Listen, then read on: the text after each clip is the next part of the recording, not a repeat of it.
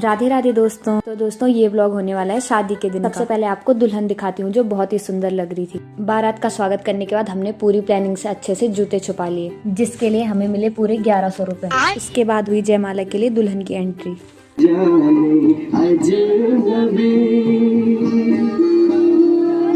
और दीदी और जिया जी साथ में बहुत अच्छे लग रहे थे। फिर जयमाला होने के बाद हुआ बारातियों का डांस, और ये गाने सुनने के बाद हमें भी बहुत जोर से डांस आ रहा था, तो हमने अंदर ही कर लिया।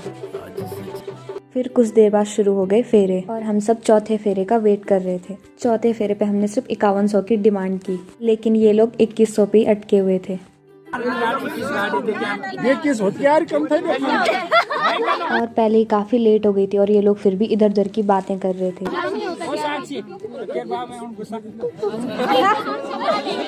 हम संभाल लेंगे, वो हमको देख लेंगे। और ये लोग बिल्कुल ही जिद पे अड़ गए कि 1 रुपया नहीं बढ़ाएंगे। बहुत देर तक बहस करने के बाद ये लोग 21 से 31 पे आ गए। समय की कमी और सामने वालों की कंजूसी को देखकर हमने 3100 ही ले लिया, वो भी सिर्फ ताऊ जी के कहने पे।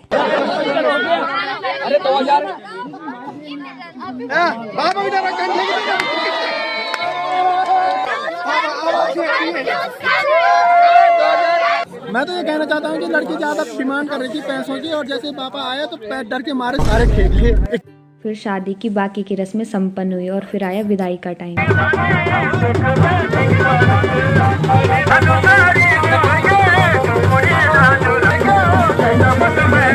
कुछ देर बाद बारात पहुंच गई जोगत से जगड़ गांव।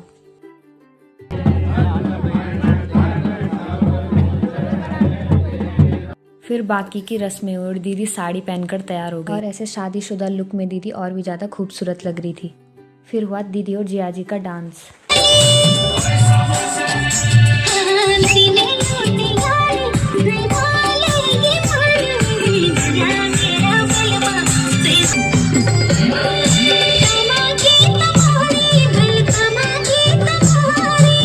फिर दीदी तो थक गई, लेकिन जिया जी का डांस कंटिन्यू रहा और बाकी सब लोगों ने भी डांस किया।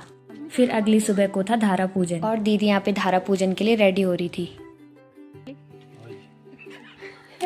और मैं अपनी ड्यूटी पे लग गई, जो कि है दुल्हन का पर्स उठाना।